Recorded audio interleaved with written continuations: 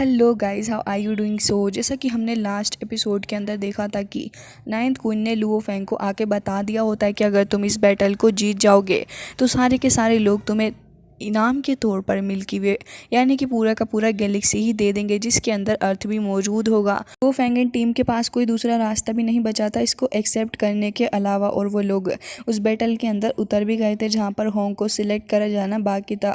Luo Feng को already select किया जा चुका होता है। इसी के साथ इस एपिसोड की स्टार्ट होती है जहाँ पर हमें देखने के लिए मिलता है कि होंग को बहुत ही बुरे तरीके से किसी ने पीटा हुआ होता है, और उसके बाद यहाँ पर लुओ फेंग और साथ ही ली शेन दोनों ही वहाँ पर बैठे हुए होते हैं और कह रहे थे कि आखिर ये कौन है, ये तो बहुत ही ज़्यादा ख़तरनाक पर्सन लग रहा है। तभी वो लोग उस बंदे को बिल्डिंग के अंदर धंसा हुआ देखते हैं और उसकी हालत काफ़ी ख़राब भी नज़र आ रही थी। तभी वो लोग नोटिस करते हैं कि ये तो रोंग जुन है जिसने फ़ाइट करी थी ली शेन के साथ में, और वहाँ पर ली शेन खड़ा होकर देख रहा होता है और कह रहा था कि ये तो वही पर्सन है जिसने मुझे एलिमिनेट करा था।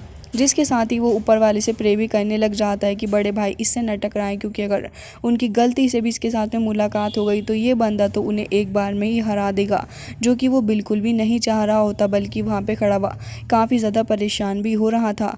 तभी वहाँ पे बबाता कह रही होती है कि बंदा सबसे ज़्यादा पावरफुल है, अभी तक जितने भी लोग इस जगह पर मौजूद हैं उनमें से स्ट्रॉन्गेस्ट कॉम्पिटिटर है ये, तो अगर गलती से भी हमारे ब्रदर होंग इससे जाके जूझ पड़े तो फिर बहुत ही बड़ी परेशानी का सामना उन्हें करना पड़ सकता है। जिसके साथ ही हमें देखने के लिए मिलता है कि रोंगजुन अभी बाकी सारे ओपोनेंट्स के साथ में फाइट कर रहा था और धीरे धीरे करके अपने सामने आने वाले सभी लोगों को वो मार रहा होता है। वैसे तो ये जगह भी धीरे धीरे करके छोटी होती जा रही थी, जैसा कि उस होस्ट ने सभी लोगों को बताया था। दूसरी ओर अब हमें ब्रदर होंग भी देखने के लिए मिलते हैं, जिनकी लोकेशन फिलहाल तो स्क्रीन के ऊपर नज़र आ रही थी, जिसको देखने के बाद वॉरियर ली शेन कहते हैं कि ऐसा लग रहा है कि कोई काफ़ी तेज़ी से आगे बढ़ रहा है। ये लोग उस ओपोनेंट को देख ही रहे थे, लेकिन तभी लुओ फेंग उसको देख के समझ गया था कि ये कोई और नहीं बल्कि नाबिनी है। जिसे देखने के बाद लुओ फेंग के एक्सप्रेशन काफ़ी ज़्यादा डिप्रेस्ड हो जाते हैं, क्योंकि सभी को पता था कि नाबिनी आ गया है तो फिर काफ़ी ख़तरनाक अब ये बैटल रुख लेने वाला है। लेकिन अब ये लोग क्या ही कर सकते थे, यहाँ पर खड़े होकर देख रहे होते हैं और नाबिनी काफ़ी तेज़ी के साथ आगे बढ़ रहा था होंग की तरफ को। तभी यहाँ पर जैसे ही नाबिनी जा रहा था तभी नाइन्थ क्वीन कह रही थी कि ग्रैंडपा नाबिनी आ गया है और अब हमें बहुत ही जल्दी गुड न्यूज़ मिलने वाली है। हालांकि दोनों ही यहाँ पर खुश हो रहे थे और कह रहे होते हैं कि अब बस इस होंग को ख़त्म करना बाकी है। उसके ग्रैंडपा काफ़ी ज़्यादा खतरनाक एक्सप्रेशन देके होंग को ही देख रहे थे और हमें देखने के लिए मिल रहा था कि होंग अपने सामने आने वाले एक ओपोनेंट को मार के गिरा ही रहा था, लेकिन पीछे से तभी नाबिनी वहाँ पर आ जाता है जो कि होंग के ऊपर अटैक कर देता है। जिसके बाद वो ये भी कह रहा था कि वैसे मुझे तो पता ही था कि हम लोग एक बार फिर से मिलेंगे और देखो हमारा मिलना हो ही गया। जिसके बाद होंग कह रहे थे कि अच्छा। खैर ये कहने के बाद ही हमें देखने के लिए मिलता है कि नाबिनी तो इतना ज़्यादा अग्रेसिव हो गया था कि तुरंत ही होंग की तरफ को अटैक करने के लिए आगे बढ़ रहा था। होंग पीछे की साइड को हट रहे होते हैं, लेकिन नाबिनी वो बिल्कुल भी राज़ी नहीं था और हमें देखने के लिए मिलता है कि होंग की तरफ को अपनी आइस सोर्ड फेंक के मारता है, जबकि होंग उसको हटाने की कोशिश कर रहे थे। तभी आइस एलिमेंट उनके हाथ के ऊपर ही आकर लग जाता है, जिससे कि वो हटाने की कोशिश कर रहे थे। इतनी देर में नाबिनी आके उनकी नेक के ऊपर अटैक कर रहा था, वो उनके हेड को काटने वाला था, लेकिन इतनी देर में वो उससे बच जाते हैं और उसके बाद अपनी किक के थ्रू और लास्ट में अपनी सोर्ड के थ्रू भी उसके ऊपर अटैक कर रहे होते हैं। लेकिन वहाँ से नाबिनी भी अटैक कर देता है अपने वेपन के थ्रू। इन दोनों के बीच में काफ़ी खतरनाक फाइट स्टार्ट हो गई थी, जहाँ पर नाबिनी ने अपने पावर एलिमेंट का इस्तेमाल करते हुए आसपास की जगह को काफ़ी तेज़ी के साथ फ्रीज करना स्टार्ट कर दिया था। इसके अलावा इस फ्रीज जगह के अंदर से ढेर सारे क्रिस्टल्स भी निकल रहे थे, जो कि होंग को कभी भी और कहीं से भी हर्ट कर सकते थे, जो कि होंग के लिए काफ़ी परेशानी भरी सिचुएशन आ गई थी, जिसके चलते वो आइस क्रिस्टल्स के अंदर फंसते हुए जा रहे होते हैं। अभी इधर लुओ फेंग एंड टीम खड़े हुए थे और यही सोच रहे होते हैं कि अब आगे क्या हो सकता है। के बाद बबाता कह रही थी कि क्या नाबिनी सच में वाटर को इतनी आसानी से कंट्रोल कर सकता है। लग रहा है कि इसने आइस वाटर एलिमेंट के बिल्कुल ही लेवल टॉप पे एकदम से कदम रख लिया है। तभी यहाँ पर अपना लुओ फेंग कहता है कि आखिर किस लो के बारे में बात कर रही हो। तभी बबाता बताती है कि ब्रह्मांड के अंदर काफ़ी सारे एलिमेंट्स की पावर होती है, जैसे golden would, water, earth, fire, wind, lightning, light. इसके अलावा भी पावर होती हैं जो कि एलिमेंट से लगी हुई होती हैं, जो कि एलिमेंट तुम्हारे पास में भी है लुओ फेंग। जिसके बाद वो लुओ फेंग को उसका एलिमेंट बताते हुए कहती है कि तुम्हारा एलिमेंट जो है वो गोल्डन है। या फिर यहाँ पर वो ली शेन का भी एलिमेंट बताती है कि थंडर गोल्ड है, तो इसलिए इनकी पावर थंडर की है। साथ ही वो यहाँ पर होंग का भी बताने लग जाती है फायर एलिमेंट। जिसके बाद यहाँ पर ये लोग आपस में सोच रहे थे इसी ओरिजिनल लो के बारे में। तभी बबाता कहती है कि इसमें स्ट्रॉन्गेस्ट एबिलिटी को जो कंट्रोल कर सकता है वही सबसे ज़्यादा पावरफुल आगे चल के बन जाएगा। जिसके बाद यहाँ पर हमें देखने के लिए मिलता है कि होंग अभी भी लगातार तेज़ी से आगे की तरफ को भाग रहे थे, क्योंकि नाबिनी तो रुकने का नाम ही नहीं ले रहा था।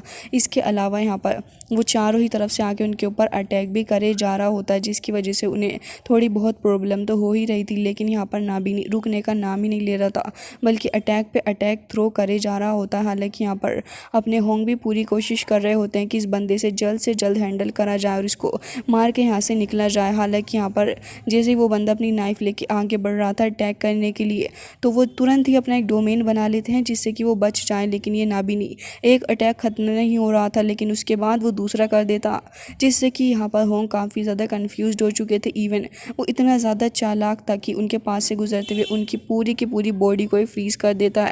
और ये थी इसकी ओरिजिनल लो, जिसका इस्तेमाल करते हुए उसने उन्हें फ्रीज़ कर दिया था। हालांकि होंग काफ़ी तेज़ी के साथ खुद को वहाँ से आज़ाद करवाते हैं और एक बार फिर से इन दोनों के बीच में फाइटिंग स्टार्ट हो चुकी थी, जहाँ पे नाबिनी मल्टीपल अटैक्स करता है होंग के ऊपर। लेकिन होंग भी इतनी आसान उससे हार नहीं मानने वाले थे। लेकिन तभी नाबिनी उनके ऊपर आगे बढ़ते हुए अपनी सोच से अटैक करते हुए कहता है कि मिल्की वे मेरा है और उसे मैं हासिल करके रहूँगा। मतलब कि स्पेशली मिल्की वे के लिए ही फाइटिंग कर रहा है, जिसकी वजह से वो इतना ज़्यादा अग्रेसिव भी है। हालांकि यहाँ पर होंग कहते हैं कि ये बस तुम्हारे ख्वाब हैं जो कि कभी पूरे नहीं होंगे। जिसके बाद हम देखते हैं कि होंग जो थे वो अपनी पावर का काफ़ी ज़्यादा इस्तेमाल कर रहे थे। हालांकि अभी तो किसी को नहीं समझ में आ रहा था कि ये कर क्या रहे हैं, लेकिन सडनली वो स्माइल करने लग जाते हैं और उसके बाद हमें देखने के लिए मिलता है कि उसी पॉइंट पे उन्होंने ब्रेक थ्रू कर लिया था।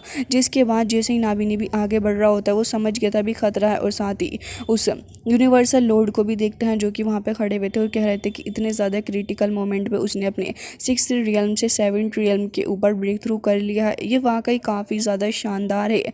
जिसके बाद हमें देखने के लिए मिलता है कि अब नाबिनी के ऊपर अपने होंग भारी पड़ रहे थे, जबकि यहाँ पर नाबिनी एक अटैक कर रहा था। उससे पहले ही होंग उसके ऊपर 3-4 अटैक कर देते। उनकी स्पीड काफ़ी फास्ट हो चुकी थी और देख के लग रहा होता है कि कुछ ही देर के अंदर ये इस बंदे को ख़त्म कर देंगे। हालांकि यूनिवर्सल लॉर्ड कह रहे होते हैं कि बहुत ही बढ़िया, बहुत ही ज़्यादा उम्दा। जिसके बाद दूसरी ओर नाबिनी को देखने के लिए मिलता है, जहाँ पर अब वही नाबिनी के ऊपर भारी पड़ते हुए उसके ऊपर लगातार काफ़ी सारे अटैक्स कर रहे थे। लेकिन हमें देखने के लिए मिलता है कि नाबिनी भी आइस क्रिस्टल शीट बना के खुद को प्रोटेक्ट करने की कोशिश कर रहा होता है। लुओ फेंगन टीम बहुत ही ज़्यादा क्यूरियोसिटी के साथ इसको देख रहे थे, लेकिन इतनी ही देर में कोई थर्ड पर्सन भी यहाँ पर अपीयर हो जाता है और हमें देखने के लिए मिलता है कि ये रोंगजुन था, जो कि यहाँ पर आ गया था नाबिनी की हेल्प करने के लिए, क्योंकि इन लोगों ने पहले ही डिसाइड कर लिया है कि यहाँ पर इतनी आसानी से तो होंग को जीतने देंगे नहीं। अभी बबाता बताती है कि 88 वर्ल्ड रीजन के अंदर टॉप 3 में आता है। इसके अलावा ये बहुत ही ज़्यादा पावरफुल है। तभी यहाँ पर अपने ली शेन भी कह रहे थे कि हाँ वाकई ये काफ़ी ज़्यादा स्ट्रॉन्ग है। जिसके बाद हमें वापस से वही बैटल दिखाया जाता है जहाँ पर अभी नाबिनी और होंग फाइट कर रहे थे। लेकिन तभी ये बंदा आकर अपनी सोर्ड के थ्रू काफ़ी ज़्यादा स्ट्रॉन्ग अटैक करता है, जिससे कि यहाँ पर दोनों ही काफ़ी ज़्यादा दूर हट चुके थे और हमें देखने के लिए मिलता है कि होंग को काफ़ी गुस्सा आ रहा था। हालांकि उसके ऊपर लगातार काफ़ी सारे अटैक्स भी हो रहे थे, लेकिन वो खुद को बचाने की कोशिश कर रहे होते हैं। जिया भी इस मैच को काफ़ी क्यूरियोसिटी के साथ देख रही थी। तभी यहाँ पर लुओ फेंग यही समझ पा रहा होता है कि ये मैच अब काफ़ी ज़्यादा खतरनाक रुख लेने वाला है और हमें देखने के लिए मिलता है कि ये लोग अपनी पावर का इस्तेमाल करते हुए तुरंत ही होंग को फ्रीज़ कर देते हैं। जिसके बाद यहाँ पर नाबिनी बहुत ही ज़्यादा खुश होता है और वो कह रहा था कि रोंगजुन तुम्हारा शुक्रिया। जिसके बाद वो आगे भी बढ़ जाता है और हमें देखने के लिए मिलता है कि रोंगजुन टक से अपनी तलवार यहाँ पर गाड़ देता है और उसके बाद कह रहा था कि बहुत ही ज़्यादा बोरिंग है। अब हमें देखने के लिए मिलता है कि यहाँ पर सारे ही लोग इस मैच को काफ़ी ज़्यादा एक्साइटेड होकर देखने लगे थे। रोंगजुन तो वहीं खड़ा हो रहा था और यहाँ पर खड़े होकर देख रहा था। इसके अलावा ये जो क्यूब था इसके अंदर अभी भी लगातार हलचल हो रही थी, क्योंकि ये लगातार छोटा होता जा रहा होता है। जिसके बाद यहाँ पर रोंगजुन भी खड़ा हुआ यही देख रहा था कि आखिर ये बंदा होंग अब आगे क्या करेगा।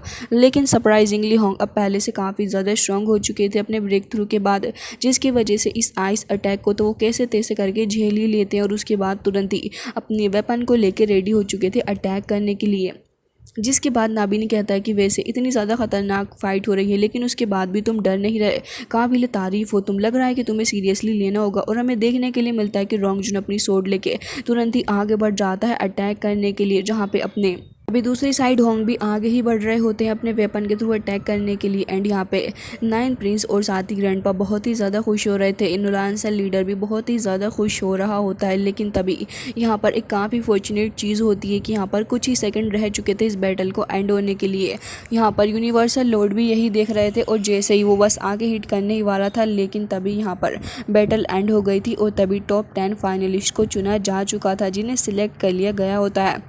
जिसके बाद यहाँ पर हमें देखने के लिए मिलता है कि लोग काफ़ी ज़्यादा उदास थे, क्योंकि एक काफ़ी अच्छे पॉइंट पर ये बैटल एंड हुई, लेकिन अभी फ़िलहाल एंड रिज़ल्ट निकलना बाकी है। जिसके बाद हमें देखने के लिए मिलता है कि दोनों ब्रदर्स बाहर खड़े हुए इंतज़ार कर रहे थे। तभी होंग वहाँ पर आ जाते हैं, कह रहे थे कि मुझे माफ़ कर दो, तुम्हारे ऊपर बर्डन एक बार फिर से आ गया है, तुम अकेले ही अब सब हैंडल करना होगा।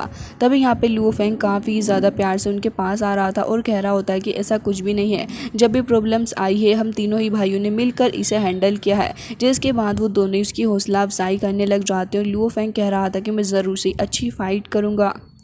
जिसके बाद अब हमें देखने के लिए मिलता है कि अब जैसे ही होंग हार चुके थे तो अब सारा का सारा भाग अपने लुओ फेंग के ऊपर ही आ चुका था। तभी यूनिवर्सल लॉर्ड चैन से कह रहे होते हैं कि चैन, मुझे लग रहा है कि तुम्हें इनकी मदद के लिए कुछ वेपन्स को भेज देना चाहिए। जिसके बाद वो भी हाँ करते हैं। हालांकि लुओ फेंग को देखते हैं जो कि अब कह रहा था कि अब मैं मिल्की वे के ऊपर बिल्कुल भी गिव अप नहीं कर सकता, मुझे किसी भी हालत में इस चीज़ को अपने अंदर ही दबा के रखना होगा और फाइट करनी होगी अपने ट्रम्प कार्ड को लेके। जिसके बाद हमें देखने के लिए मिलता है कि लुओ फेंग भी अब फाइट के लिए जा रहा था, जहाँ पर होस्ट बैठे हुए बातें कर रहे होते हैं। यूए को देखते हैं जो कि कह रहा था कि कंटेस्टेंट को तो पहले ही फाइनल कर दिया गया है और यहाँ पे वो कोसमोस कंट्री एक वाइल्ड कंट्री है जिसके अंदर से ऊका नाम के एक बंदे को फाइनल करा गया था। वो बंदा बहुत ही ज़्यादा पावरफुल होता है यहाँ पर। जिसके बाद वो दूसरे बंदे के बारे में बताने लग गया था और कह रहा होता है कि लैटिन कॉस्मिक कंट्री के अंदर से बुल लोंग यून को भी फाइनल कर दिया गया है। इसके अलावा वो रेड वैली से बिलोंग करती पैंथम गैलेक्सी के बारे में भी बताने लग गया था और कह रहा होता है कि इसके अलावा भी काफ़ी आउटस्टैंडिंग कंटेस्टेंट हमें मिले हैं और आगे भी बताने लग गया था और कह रहा होता है कि बहुत ही ज़्यादा अच्छा मोड लेने वाला और हमें उसी बंदे को भी दिखाया जाता है जिसके बारे में अभी मिंगवे जिक्र कर रहा था। तभी होस्ट उठ के खड़ा हो जाता है और कह रहा था कि हाँ तुमने सही कहा। जिसके बाद हम देखते हैं कि लुओ फेंग भी अब आगे बढ़ गया था और मिंगवे यहाँ पे लुओ फेंग के बारे में सर्च कर रहा था। तभी वो कह रहा होता है कि वैसे ये बंदा भी एक अच्छा खासा पर्सन है। जिसके बाद वो लुओ फेंग की पिक्चर को देख के बता रहा होता है कि वैसे तो लुओ फेंग से भी ज़्यादा पावरफुल लोग मौजूद हैं और हज़ारों की तादाद में, तो फिर लुओ फेंग ही क्यों। तभी होस्ट कहते हैं कि वैसे ये जो वर्ल्ड है वो लुओ फेंग की ताकत को अभी शायद इस बिल बोर्ड के हिसाब से ही जान पा रहा है, लेकिन मैं तुम्हें बता दूं कि ये इससे भी ज़्यादा हो सकती है। फ़िलहाल तो हमें इंतज़ार करना चाहिए जब तक ये फ़ाइट एंड नहीं हो रही। जिसके बाद हमें दिखाया जाता है कि लुओ फेंग काफ़ी तेज़ी से उसी जगह पे आगे बढ़ रहा था। तभी हमें नुलानसेल लीडर दिखाया जाता है जो कि बहुत ही ज़्यादा गुस्से में था एंड यहाँ पे लुओ फेंग की शक्ल देख के तो उसे कुछ ज़्यादा ही मिर्ची लग रही होती है। जिसके बाद हमें दिखाया जाता है कि लुओ फेंग जैसे उस जगह पर जाके खड़ा होता है तभी यहाँ पर कुछ और लोग जो कि उसके दुश्मन थे वो वहीं खड़े हो जाते हैं और यहाँ पे लुओ फेंग को बहुत ही ज़्यादा गुस्से से देख रहे थे। इवन उनमें से एक कहता है कि तुमने हमारे रॉयल ब्रदर को बहुत ही जल्दी हरा दिया और उसे न जाने कहाँ ही पहुँचा दिया है। जिसके बाद लुओ फेंग एक काफ़ी तगड़ा सा जवाब देता और कह रहा था कि अगर इतनी जल्दी उनसे मिलने की तो फिर बता देना, तो मैं भी वहीं पहुँचा दूंगा, कोई एहसान वाली बात नहीं है। जिसके बाद वो सारे के सारे तुरंत ही वर्चुअल यूनिवर्स के अंदर टेलीपोर्ट हो चुके थे। ये सारे के सारे इकट्ठे हो चुके होते हैं वर्चुअल यूनिवर्स के अंदर, जहाँ पर अब फाइट बस बिगन होने ही वाली थी। तभी उन सभी ने इकट्ठे होकर एक फैसला ले लिया था कि सबसे पहले तो लुओ फेंग को मारेंगे। लुओ फेंग की जान के प्यासे ही बने हुए थे सारे के सारे और ढेर सारी लोग खड़े हुए थे, जहाँ पे उन सभी को ऑर्डर मिला था कि लुओ फेंग को सबसे पहले ख़त्म करना है। अब ये बैटल लोगों के बीच का जीनियस बैटल नहीं रहा, बल्कि लुओ फेंग को मारना भी इन सभी का एक टारगेट बन चुका है, क्योंकि इतने सारे लोगों को लुओ फेंग ने ऑफेंड जो कर दिया। जिसके बाद हमें देखने के लिए मिलता है कि लुओ फेंग काफ़ी तेज़ी के साथ उस जगह से भागता हुआ जा रहा था, क्योंकि ढेर सारे लोग उसके ऊपर अटैक कर रहे थे। तभी लुओ फेंग अपनी पावर का इस्तेमाल करते हुए उन्हें दूर हटा देता है, लेकिन वो लोग भी अच्छा खासा बदला उससे ले रहे थे।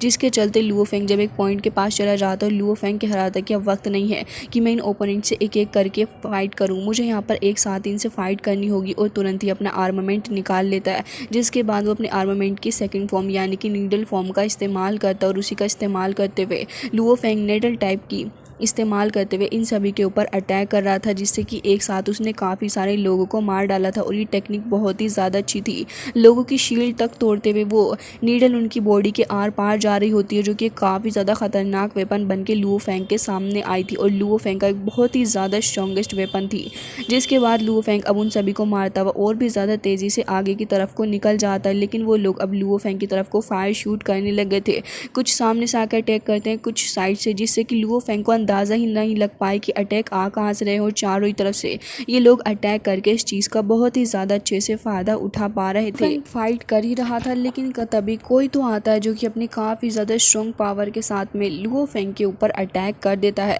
जिससे कि यहाँ पर लुओ फेंग काफ़ी ज़्यादा बुरे तरीके से नीचे की तरफ को धंसने वाला था। और तभी लुओ फेंग कह रहा होता है कि आखिर इस सोल्जर के साथ में दिक्कत क्या है, क्योंकि वो भी अब लुओ फेंग के पीछे पड़ा हुआ था। इसका नाम मिस्टर किन होता है और बहुत ही ज़्यादा पावरफुल वॉरियर होता है ये।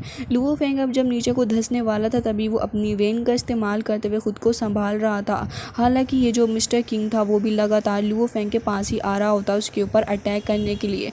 लुओ फेंग अभी खुद को संभाल पाता, इससे पहले ही पागलों की तरह लुओ फेंग को ढूंढ रहा था। हालांकि लुओ फेंग पीछे से आके अपने नीडल अटैक कर देता है इस बंदे के ऊपर, लेकिन ये तो तुरंत ही एक शील्ड बनाता है, और वो शील्ड वाकई बहुत ही ज़्यादा स्ट्रॉन्ग थी, जिसके चलते ये खुद को प्रोटेक्ट कर पाता है। लेकिन लास्ट में एक दो नीडल आके इसको हिट ज़रूर करती हैं। अब एक दो और भी बची थी, लेकिन वो अपने फिस्ट के थ्रू ही उनको कैंसिल कर देता है। इसी से इसकी पावर का अंदाज़ा हो गया होता है, जिसके बाद हमें देखने के लिए मिलता है कि वो अपनी मेटालिक पावर का इस्तेमाल करते हुए लुओ फेंग को काफ़ी ही ज़्यादा गुस्से से देख रहा था, और उसका मकसद भी लुओ फेंग को मारना ही था। लुओ फेंग के इर्द गिर्द ढेर सारे वॉरियर्स भी जमा हो चुके थे, और साथ ही ये बंदा मिस्टर किन ये लुओ फेंग की तरफ को फिंगर से इशारा करता है, मतलब कि सारे लोगों का टारगेट लुओ फेंग ही होना चाहिए। लेकिन लुओ फेंग जब उसकी बॉडी को देख रहा था, तो वो समझ जाता है कि ये बंदा जो है ये अपनी पावर का इस्तेमाल कर रहा है, और ये मेटेलिक पावर का इस्तेमाल कर रहा है अपनी स्ट्रेंथ को बढ़ाने के लिए। साथ ही बाकी सारी चीज़ों से तो इन लोगों के ऊपर असर भी नहीं हो रहा, और लुओ फेंग को ढेर सारे सोल्जर्स और भी घेर के खड़े हुए थे। जिसके बाद लुओ फेंग को न चाहते हुए भी अपनी गोल्डन हॉर्न बहमूद की पावर का इस्तेमाल करना पड़ता है, और लुओ फेंग कहने लग गया था कि अब इससे डील करने के लिए मुझे गोल्डन हॉर्न बहमूद की पावर का इस्तेमाल करना होगा, और उसी की पावर का इस्तेमाल करते हुए पहले तो इसकी बॉडी के वीकेस्ट पॉइंट को देखना है। और तभी उसकी चेस्ट के अंदर लुओ फेंग को उसका कोर दिख जाता है, जो कि अब काफ़ी ज़्यादा पावर का सहारा ले रहा था। अब यहाँ पर अपना जो गोल्डन हॉर्न बहमूद था वो भी अवेकन हो ही गया था, जिसके बाद लुओ फेंग समझ गया था कि अब उसकी पावर का इस्तेमाल भी कर सकता है। साथ ही यहाँ पर स्टेलर एवोल्यूशन भी लुओ फेंग को देखने के लिए मिलती है, जो कि इस मेटेलिक एनर्जी के साथ परफेक्टली बैठ रही थी।